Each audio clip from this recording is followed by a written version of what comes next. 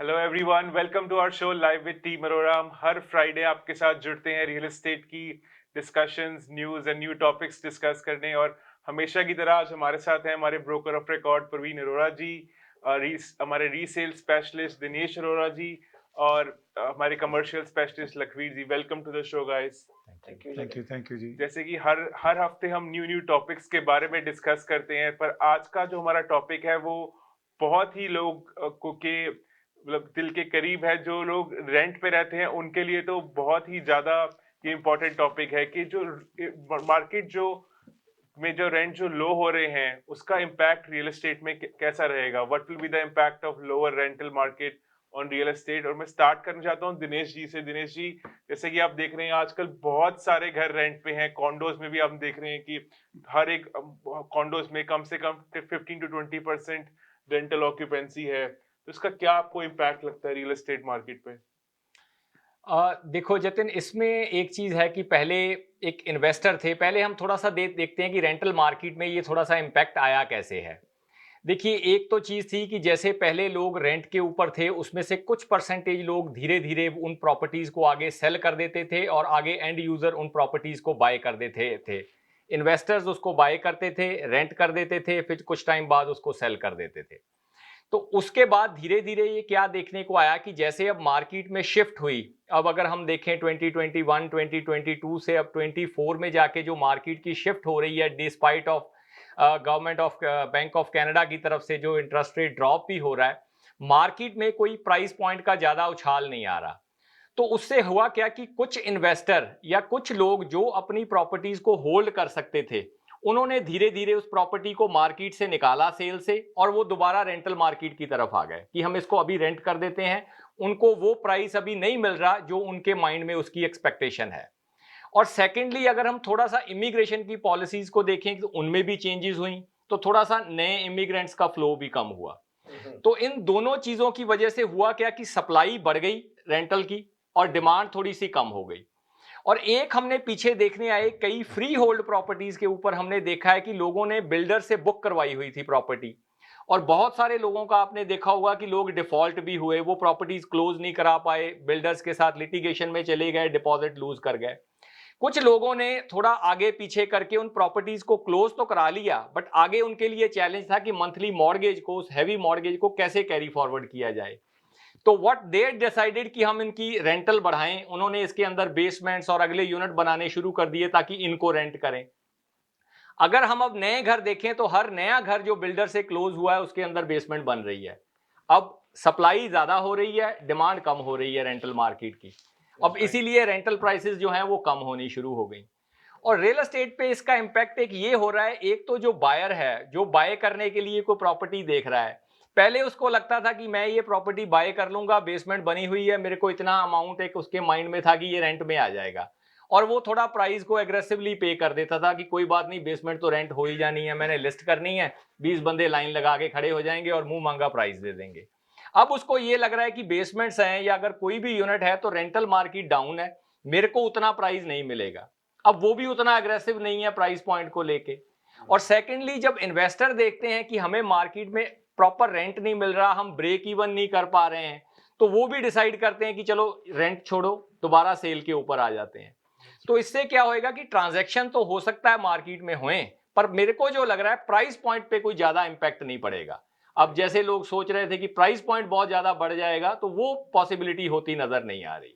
मतलब है पॉसिबिलिटी है कि अगर लोगों को रेंट पे घर नहीं चढ़ेंगे तो लोग उनको बेचने लग जाएंगे। अगर कम रेंट मिलेगा, वो ब्रेक इवन नहीं करेगा, मॉर्गेज पर मंथ उनको पैसे पे करने पड़े हैं, तो उससे अच्छा है कि वो मार्केट में आएंगे toward sale. Towards sale. Sale की इन्वेंट्री बढ़ेगी, उसमें हो सकता है कुछ परसेंटेज ऑफ ट्रांजैक्शन होए भी, बट फिर प्राइस पॉइंट को वो इंपैक्ट करेगी। अगर वहां इन्वेंट्री बढ़ेगी तो वहां भी थोड़ा प्राइस पॉइंट स्टेबल रहेगा, ज्यादा एग्रेसिव हो सकता है बढ़े ना। ठीक है दिनेश जी, आपने मैं अभी प्रवीण जी से पूछना चाहता हूँ। प्रवीण जी, चलो अगर हम बात करें आज से 10-15 साल पहले की, कभी जब रेंटल में मार्केट आपने लो देखी हो, तो उस टाइम मार्केट पे क्या इम्पैक्ट हुआ था?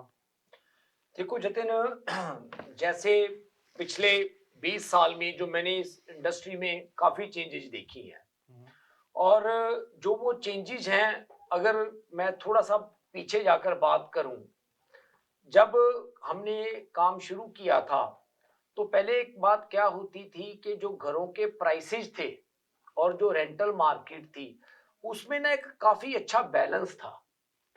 वो बैलेंस कैसे था कि अगर मान लो आपकी मॉर्गेज की पेमेंट है, जो जब सबसे पहले मॉर्गेज की पेमेंट की भी बात छोड़े, हम ऐसे बात करते हैं कि अगर मैं आज से 18-20 साल पीछे जाऊं, जब मैंने काम शुरू किया था, वापस चलते हैं उस टाइम में, तो उस टाइम पे क्या होता था कि अगर आप कोई प्रॉपर्टी बाय करते थे, मान लीजिए आपने 4 लाख की प्रॉपर्टी बाय की है, तो 4 लाख की प्रॉपर्टी अगर आप बाय करते थे, तो अगर आप 20% डाउन पेमेंट करते थे, इवन दो बहुत सी प्रॉपर्टी तो 20% डाउन पेमेंट से नीचे भी थी, जो उनकी मॉर्गेज की पेमेंट होती थी और रेंट, उस टाइम पे भी इंटरेस्ट ऐसा नहीं था कि 1-2% इंटरेस्ट था, जो नॉर्मल इंटरेस्ट रेट थे वो 4-5% की रेंज में चल रहे थे।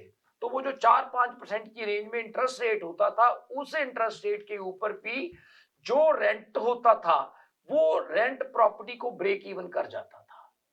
और कोई भी जो बंदा इन्वेस्टर था, वो ये सोचता था कि चलो यार, मेरे पास 15% डाउन पेमेंट है या 20% डाउन पेमेंट है, मैं लगा देता हूं, मेरी जो प्रॉपर्टी है वो पे ऑफ होना शुरू हो जाती है। फिर क्या हुआ, जैसे जैसे मार्केट में डिमांड बढ़ी, मार्केट अग्रेसिव होती गई, मतलब थोड़े थोड़े टाइम के बाद, ये पहले जो 15% पे प्रॉपर्टीज ब्रेक इवन होती थी, वो 20-25 पे आ गई।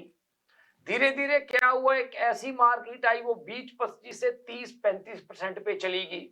और एक टाइम ऐसा भी आ गया हमारी इंडस्ट्री में, हमारी मार्केट में एक ऐसा टाइम आ गया कि अगर आपने प्रॉपर्टी को ब्रेक इवन करना है, तो प्राइसेज इतने ऊपर चले गए थे कि वो जो 40% प्लस आपकी डाउन पेमेंट होती थी, तब जाकर आपकी प्रॉपर्टी है वो जो रेंट के साथ है, जो ब्रेक इवन होती थी। जो आपका रेंट है, कहने का मतलब वो आपके डेट को सर्व करता था। अगर हम इन्वेस्टमेंट पॉइंट ऑफ व्यू से देखें, अगर हम कमर्शियल में कोई भी इन्वेस्टमेंट करते हैं, तो लोग एक चीज देखते हैं कमर्शियल में, सबसे पहली बात कि जितना हमारा डेट है, अगर हमारा रेंट उस डेट को सर्व करता है और जो एक्सपेंस है उस प्रॉपर्टी के, उस एक्सपेंसेज को सर्व करता है, तो it is a good investment. अब यहाँ पे क्या हुआ कि वो रेशोज इतनी इम्बैलेंस होती गई कि नेगेटिव कैश फ्लो होना शुरू हो गया। पहले तो पॉजिटिव भी था, अगर पहले कोई 20-25% डाउन पेमेंट डाल के प्रॉपर्टी लेता था, तो वो पॉजिटिव कैश फ्लो में होता था कि उसको हर महीने कुछ ना कुछ उसकी पॉकेट में आता था। अब फिर उसके बाद ब्रेक इवन की नौबत आई, ब्रेक इवन से अब ये बात जाकर फिर नेगेटिव कैश फ्लो में चली गई। तो कहने का मतलब ये है कि ये जो रेशोज इम्बैलेंस हुई है over the period of time, उसमें कई चीजों ने पार्ट प्ले किया। उसमें डिमांड ने पार्ट प्ले किया, लोअर इंटरेस्ट रेट ने पार्ट लिया, एकदम कुछ मतलब चीजें, इमिग्रेशन की पॉलिसी ऐसी हुई कि एकदम मतलब कुछ लोग ज्यादा हुए, मार्केट में डिमांड बढ़ी, तो उन चीजों में पार्ट प्ले किया। देयर आर मल्टीपल रीजंस जिन्होंने पार्ट प्ले किया, बट वो जो रेशोज हैं वो खराब हुई। अब क्या हो रहा है, वो धीरे धीरे वो जो रेशोज हैं मार्केट में, वो ठीक होने की तरफ जा रही है। अब जैसे आप बात कर रहे हो कि अभी रेंटल मार्केट जो है, और जैसे दिनेश ने बात की है कि बहुत सी ऐसी बेसमेंट, अभी आप बता रहे थे कितनी बेसमेंट्स खाली पड़ी है 2 बेडरूम की मिस्सागा में, 36 बेसमेंट्स खाली पड़ी हैं 2 बेडरूम की। और जैसे दिनेश ने बात की है कि लोगों को अफोर्डेबिलिटी के लिए उस रेंट के बिना उनके लिए कोई पॉसिबल ही नहीं था। ये जो एक जतिन फार्मूला बनाया था ना गवर्नमेंट ने, जो मॉर्गेज को क्वालिफाई करने के लिए जो जीडीएस और टीडीएस रेशोज हैं, उनके पीछे कोई कारण था उनको बनाने का। अब आप पीछे अगर देखो, अगर हम पिछले कुछ सालों की हिस्ट्री देखें, मुझे कोई भी ऐसी फैमिली बताओ जिसकी जीडीएस टीडीएस सही तरीके से काम कर रही हो, किसी की भी काम नहीं करती थी, अनप्रेडिक्टेबल है जी। कोई बात ही नहीं बन रही थी। तो ये जो है, ये चीजों ने मार्केट में आना ही था और आएंगी। अभी भी जो मैं बात मानता हूं कि ये जो इकोनॉमिस्ट कई ऐसी चीजें प्रेडिक्ट कर रहे हैं ना कि मार्केट में बहुत बड़ा उछाल आएगा, मुझे ऐसी कोई, आज भी मैं बात ये कह रहा हूं, मुझे को मार्केट में आने वाले टाइम में नियर फ्यूचर को इतनी बहुत बड़ी चेंज नहीं नजर आ रही। हाँ, जैसे जैसे ये रेंटल मार्केट लो हो रही है, चीजें स्टेबल होंगी। ऐसा भी नहीं होने वाला कि ये चीजें बिल्कुल खत्म हो जाएंगी, मतलब ये चीजों ने धीरे धीरे मार्केट में जो रेशोज हैं उनको लेकर आना है। रेंट है, और रेंट के साथ साथ जो सप्लाई है, जो डिमांड है, इन चीजों ने ओवर द पीरियड ठीक होना है। कहने का मतलब मेरा ये है कि कोई घबराने की बात नहीं है मार्केट के बारे में।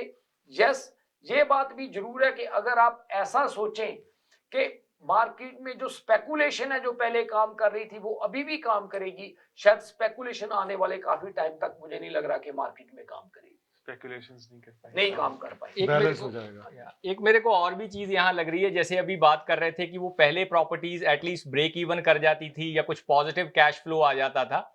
बिफोर दैट कई बार लोगों को अगर वो ब्रेक इवन करती हैं या नेगेटिव कैश फ्लो में भी हैं, तो कई बार उनको एक एक्सपेक्टेशन रहती थी कि कोई बात नहीं, अगर प्रॉपर्टी थोड़ा बहुत, if they are in a holding capacity, तो अगर प्रॉपर्टी थोड़ा बहुत नेगेटिव कैश फ्लो में जा रही है तो it's okay, over the time हमें एप्रिसिएशन अच्छी मिल जाएगी। सो इधर कैश फ्लो होगा या एप्रिसिएशन होगी, एक चीज हम अचीव कर लेंगे।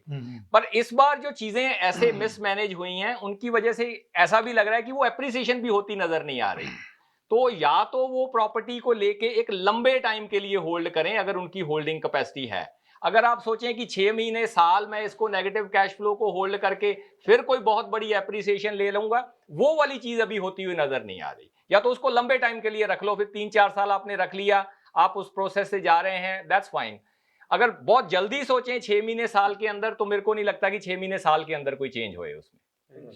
यानी कि होल्डिंग पावर ज्यादा होनी चाहिए। देखो और रियल एस्टेट में ऑलवेज यही चीज है कि अगर आपकी होल्डिंग पावर है then definitely you will make money. Thank you Dinesh ji. ये तो रही बात हमारी रेजिडेंशियल प्रॉपर्टीज की। मैं लखवीर जी से पूछना चाहूंगा, कमर्शियल प्रॉपर्टीज का रेंटल मार्केट कैसी चल रही है आजकल और उसका क्या इम्पैक्ट है हमारी रियल एस्टेट के फ्यूचर पे?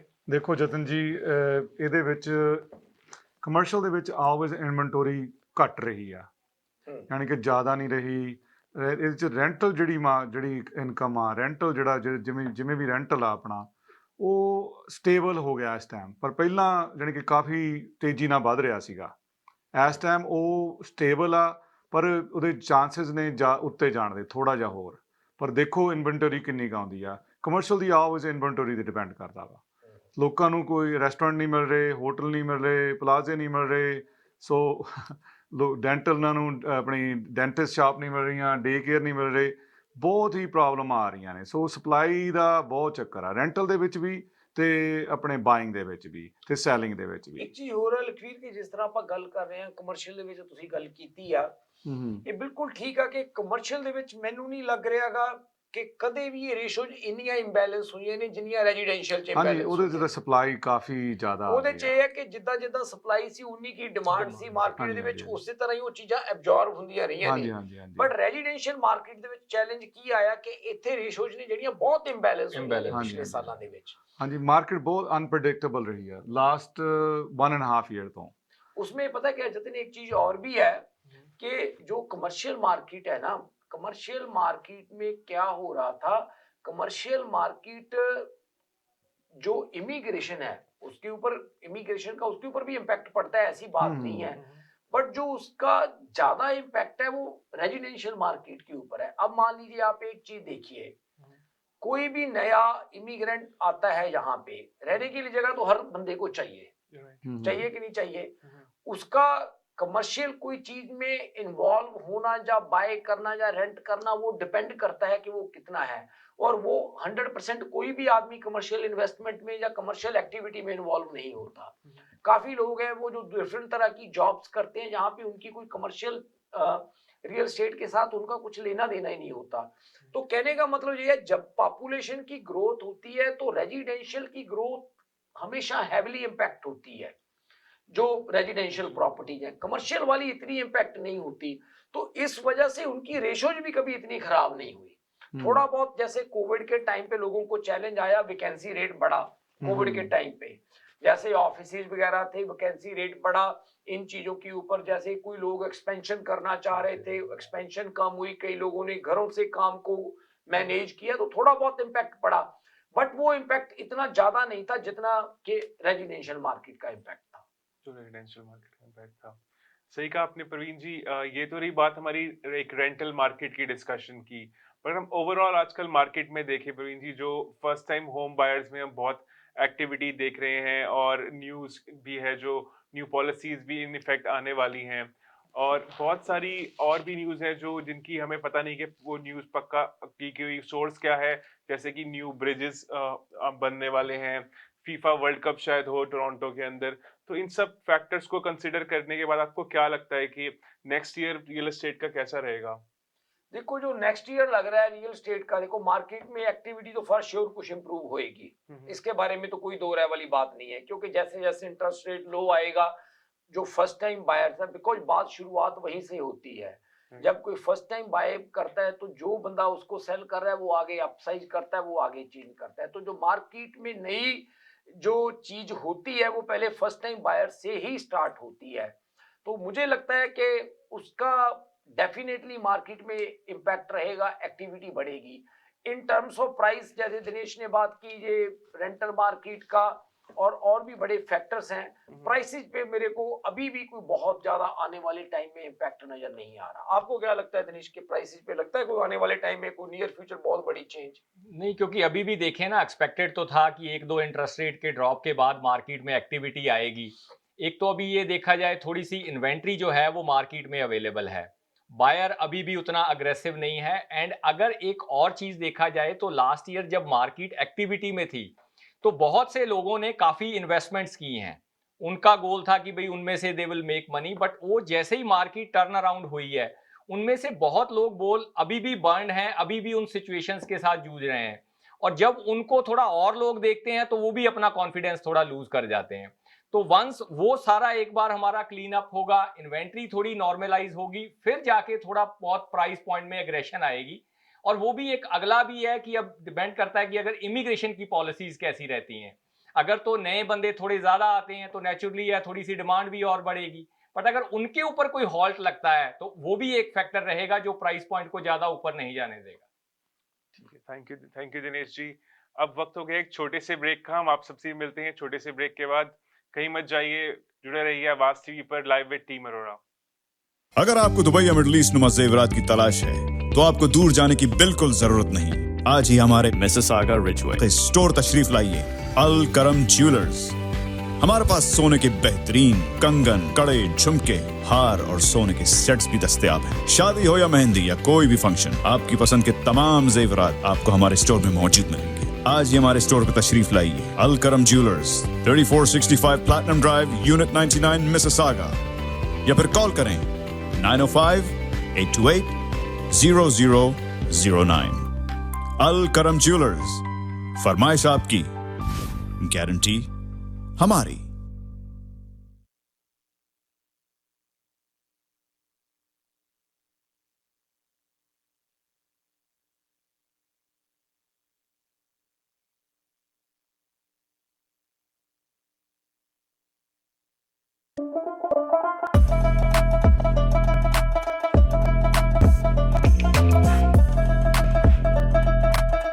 Chai Social, the best kadak chai in town.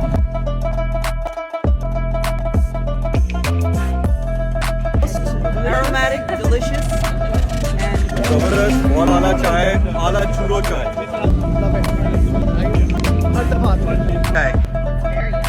it's creamy. Flavour भी बहुत अच्छा था, कंसिस्टेंसी भी अच्छी थी और थिक कोई कड़क जैसी अच्छी। Thank you. She says and double that. I come here. My husband comes here every day. Very refreshing. चाय आपकी बहुत जबरदस्त, बिल्कुल घर वाली चाय, कड़क चाय का मजा लेता हूँ, घर वाली चाय।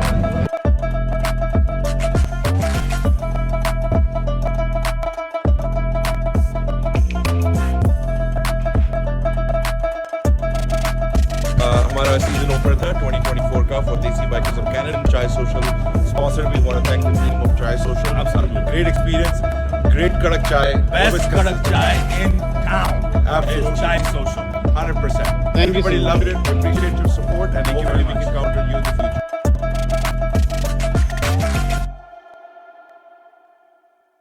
डिक्सी इलेक्ट्रॉनिक्स और अप्लायंसेस, जहां आपकी तमाम इलेक्ट्रॉनिक्स और अप्लायंसेस की जरूरियात पूरी होंगी। हमारे पास आपको हर टॉप ब्रांड मौजूद मिलेगा, चाहे वो वर्लपूल हो या LG, सैमसंग हो या जनरल इलेक्ट्रिक्स। हम इन सब के ऑथराइज्ड डीलर हैं। आइए और हमसे 5 स्टार खिदमत का लुत्फ उठाइए। हम आपको तमाम अप्लायंसेस सबसे बेहतर और सस्ते दामों पर फराहम करेंगे, ये हमारी गारंटी है। विजिट आवर वेबसाइट www.dixieelectronics.ca या फिर हमें कॉल कीजिए 905-625-5900। At Dixie Electronics and Appliances, we sell quality and deliver confidence. अगर आपको दुबई या मिडल ईस्ट नुमा जेवरात की तलाश है तो आपको दूर जाने की बिल्कुल जरूरत नहीं। आज ही हमारे मिसिसागा रिचवे स्टोर तशरीफ लाइए, अल करम ज्वेलर्स। हमारे पास सोने के बेहतरीन कंगन, कड़े, झुमके, हार और सोने के सेट्स भी दस्तयाब हैं। शादी हो या मेहंदी या कोई भी फंक्शन, आपकी पसंद के तमाम जेवरात आपको हमारे स्टोर में मौजूद मिलेंगे। आज ही हमारे स्टोर पर तशरीफ लाइए, अल करम jewellers, 3465 platinum drive, unit 99, Mississauga. या फिर कॉल करें 905-828-0009। अल करम ज्वेलर्स, फरमाइश आपकी, गारंटी हमारी।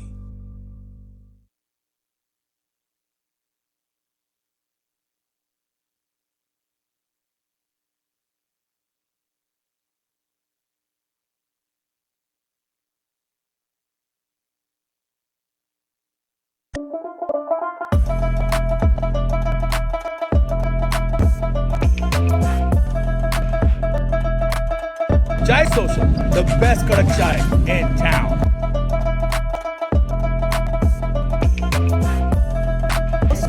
Aromatic, delicious, and Zabardast, बहुत आला चाय, आला चूरो चाय. Chai. it's creamy. फ्लेवर भी बहुत अच्छा था, कंसिस्टेंसी भी अच्छी थी और थिक कोई कड़क जैसी अच्छी Experience, great kadak chai. Best कड़क चाय in town. Absolutely. Is Chai Social. 100%. Everybody loved it. Appreciate your support and hopefully we can count on you in the future.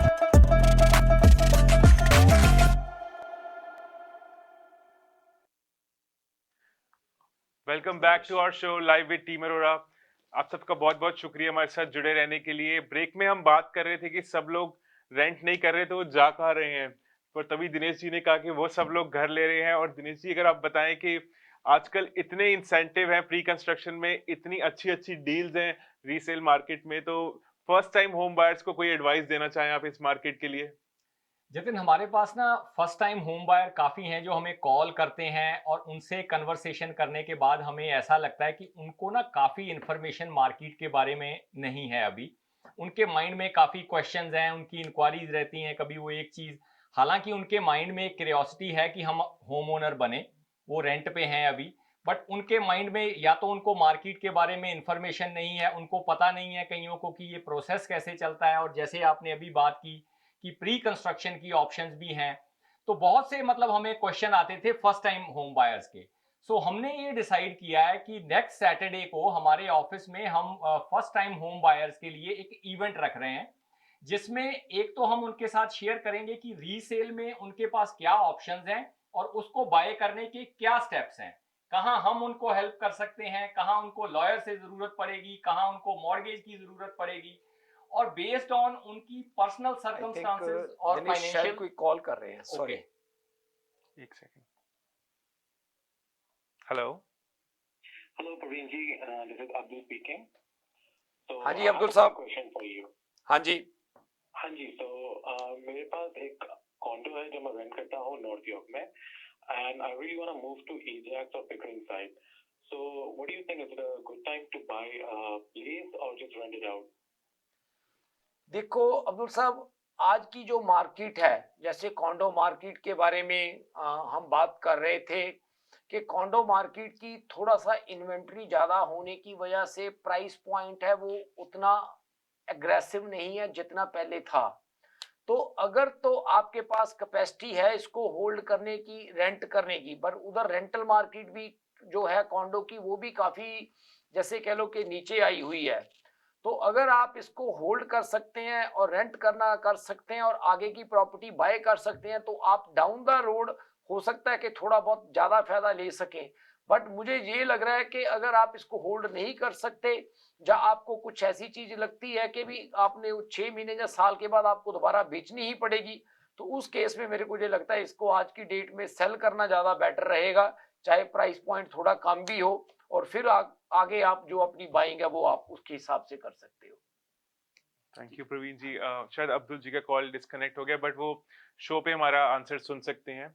Dinesh ji, आप हमारे first time home buyer event के बारे में बताने वाले थे। हाँ जतिन, तो मैं यही बता रहा था कि बहुत सारी उनकी क्यूरियोसिटी होती है, वो प्रॉपर्टी बाय करना चाहते हैं। कई बार तो उनको अपनी मॉर्गेज का श्योर नहीं होता, कई बार उनको लगता है कि आगे स्टेप्स क्या हैं करने वाले, हम कर सकते हैं नहीं कर सकते क्वालिफाइंग के लिए। तो उसके लिए हमने एक इवेंट ऑर्गेनाइज किया है नेक्स्ट सैटरडे, जो हमारे ऑफिस में ही रहेगा। तो हम उसकी सारी इंफॉर्मेशन आप लोगों से शेयर करेंगे।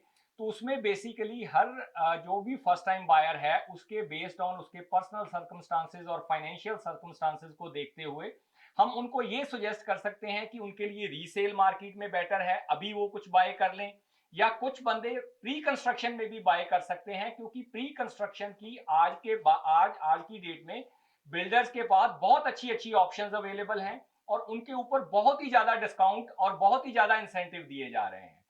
क्योंकि हो क्या रहा है, अगर मार्केट थोड़ा सा पिक करती है या डाउन द रोड अगर प्राइस पॉइंट में फर्क पड़ता है, तो वो शुरुआत छोटी प्रॉपर्टीज से ही होती है। तो इन प्रॉपर्टीज में थोड़ा अगर मार्केट आगे बेटर बिहेव करती है तो इन प्रॉपर्टीज में it will be little bit more aggressive. अभी इन्वेंट्री भी अवेलेबल है, रीसेल में भी अवेलेबल है और बिल्डर्स के पास भी अवेलेबल है। और जो भी उनको सेल करना चाहते हैं वो आपकी टर्म एंड कंडीशन भी सुनेंगे और आपको इंसेंटिव भी देंगे और आपको डिस्काउंट्स भी मिलेंगे।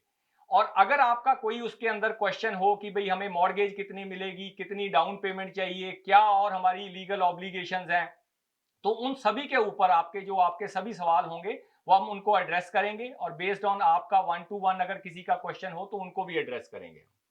थैंक यू दिनेश जी। मैं व्यूअर्स को बताना चाहता हूं कि अगर हमारे इवेंट के बारे में कुछ भी इंफॉर्मेशन जानना चाहते हैं तो हमारा नंबर स्क्रीन पर है 4169108923। हमें कॉल कीजिए और हम आपको जल्दी मिलेंगे अपने इवेंट पे नेक्स्ट वीक 23 को। और जैसे कि हम फर्स्ट टाइम होम बायर्स की बात कर रहे थे, हम टीम अरोड़ा बहुत सारी अच्छी अच्छी listings first time home buyer और सेकंड और थर्ड टाइम होम बायर्स के लिए भी लेके आए हैं। हम स्टार्ट करते हैं बताना आपको। मैं टेक्नीशियन से रिक्वेस्ट करूंगा कि वो लिस्टिंग्स दिखाएं। 14 हाइन स्ट्रीट ब्रैम्पटन में, 14 हाइन स्ट्रीट एक 2 स्टोरी टाउन हाउस है नॉर्थ वेस्ट ब्रैम्पटन के एरिया में। इसकी एक कॉर्नर लॉट है, सेपरेट एंट्रेंस इसकी बनी हुई है, फर्स्ट डे से रेंट आउट हो सकता है घर। प्रॉपर्टी भी बहुत न्यूअर है और अभी रिसेंटली सेलर ने इसको अंदर बहुत सारे अपग्रेड्स कराए हैं और रेनोवेशंस कराई हैं। इस पे हम वीकेंड पे दोनों दिन ओपन हाउस लगा रहे हैं, तो अगर हमारे कोई भी दर्शक अगर हमारे ओपन हाउस में आना चाहें, दे आर मोस्ट वेलकम। और एक बहुत अट्रैक्टिव प्राइस पे हमने लिस्ट की हुई है। जो हमारी नेक्स्ट प्रॉपर्टी है वो है 64 लाफलैंड। 64 लाफलैंड पाइन रिज के गल्फ के पाइन रिज एरिया में एक डबल कार गैराज डिटैच घर है, जिसकी बेस लीगल फिनिश्ड बेसमेंट बनी हुई है। घर में बहुत सारे अपग्रेड्स हैं और गल्फ का एक बहुत ही सोफेस्टिकेटेड और बहुत ही अच्छा एरिया ये माना जाता है पाइन रिज, वहां पे घर लोकेटेड है। और कोई भी हमारे दर्शक अगर इसको प्राइवेट व्यूइंग करना चाहते हैं वीकेंड पे तो हमें कॉल कर सकते हैं। जो हमारा अगली प्रॉपर्टी है जो हम सेल कर रहे हैं वो है 14 River Rock Crescent. 14 River Rock Crescent Fletcher Meadow के एरिया में एक ब्यूटीफुल रेवीन लॉट है, double car detached house, almost 3000 square feet का इसमें लिवेबल एरिया है और वीकेंड पे हम दोनों दिन इस पे ओपन हाउस लगा रहे हैं। जो हमारी नेक्स्ट प्रॉपर्टी है वो है 119 कोस्ट लाइन ड्राइव ब्रैम्पटन। मैं दिनेश जी से बोलूंगा कि उनके बारे में बताएं। जतिन, ये जो लिस्टिंग है हमारी 119 कोस्ट लाइन ड्राइव, ये एक फुली अपग्रेडेड घर है 5 बेडरूम का। और ये इस घर की खासियत ये है कि ये कैनिफ का बिल्ट घर है जो कि फेमस है कस्टम बिल्ट घरों के लिए। और इस प्रॉपर्टी में आपको मिलेगा 9 फीट की सीलिंग मेन फ्लोर पे है, 9 फीट की सीलिंग आपको सेकंड फ्लोर पे मिलेगी। 5 बेडरूम का ये घर है and all the bedrooms are connected with washroom. और सारे इसके जो डोर हैं वो भी सारे अपग्रेडेड हैं, 8 फीट के डोर हैं। और इसमें आपको लिविंग, फैमिली, ऑफिस सब आपको सेपरेट मिलेगा विद सेपरेट डाइनिंग एरिया। और इस प्रॉपर्टी के ऊपर दोनों दिन हमारा ओपन हाउस रहेगा, सैटरडे और संडे। और कोई भी हमारे व्यूअर्स इस प्रॉपर्टी पे ओपन हाउस पे भी विजिट कर सकते हैं या किसी और टाइम इसको देखने के लिए हमें कॉल भी कर सकते हैं। नेक्स्ट जो लिस्टिंग है जतिन हमारी ये है 378 वैली वे ड्राइव। ये प्रॉपर्टी जो है ये जेम्स पॉटर और क्वीन के नेबरहुड में है ब्रैम्पटन में, 378 वैली वे ड्राइव। इस प्रॉपर्टी की खास बात ये है, आप देखेंगे अभी इसका ड्राइवे भी सिर्फ 1 कोट बना है, जस्ट ब्रांड न्यू प्रॉपर्टी है। 4 से 5 महीने पहले ही ये प्रॉपर्टी क्लोज हुई है। ये भी 5 बेडरूम का फुली डिटैच घर है और इसमें बेस्ट पार्ट ये है कि इसमें लीगल बेसमेंट अपार्टमेंट 2 बेडरूम की बनी हुई है। साथ में ओनर ऑक्यूपाइड एरिया भी है 1 बेडरूम का with full washroom and wet bar. इस प्रॉपर्टी के ऊपर भी हमारा दोनों दिन ओपन हाउस रहेगा और अगर आप प्राइवेटली भी इस प्रॉपर्टी को व्यू करना चाहते हैं तो आप हमारे ऑफिस कॉल करें 4169108923। Thank you Dinesh ji. ये तो बात थी एक हमारी रीसेल लिस्टिंग्स की, प्रॉपर्टीज की, बट हमारे पास कमर्शियल में भी बहुत सारे अच्छे अच्छे ऑप्शंस हैं जहां आपको रेंटल मार्केट इफेक्ट नहीं करेगी और बहुत सारा रेंट आ सकता है। मैं परवीन जी से रिक्वेस्ट करूंगा कि हमारी कमर्शियल लिस्टिंग के बारे में बताएं। जतिन, कमर्शियल की वैसे तो काफ़ी इन्वेंटरी रहती है हमारे पास, पर 2 लिस्टिंग्स के बारे में बताना चाहूँगा मैं। एक तो आयमन, अगर आप ये प्लाजा की इंफॉर्मेशन दिखा सकें, ये प्लाजा हमने जतिन लगाया है सेल के ऊपर और ये जो प्लाजा है अराउंड 9000 स्क्वायर फीट का है और 5% इसका कैप रेट है।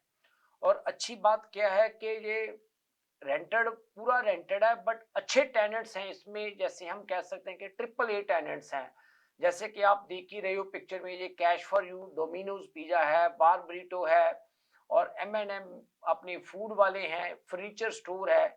तो कहने का मतलब ये है कि कैप रेट भी अच्छा है, टेनेंट्स भी अच्छे हैं इस प्लाजा के, और जो इसकी लोकेशन है इसके आसपास सारा जैसे कह लो कि कमर्शियल एरिया है, मैकडॉनल्ड्स है, उसी नेबरहुड में A&W है, मार्क का स्टोर है और भी जैसे डोलोरामा, पूरा जो एरिया ये बना हुआ है वो पूरा एरिया काफ़ी हैविली डेंस है कमर्शियली।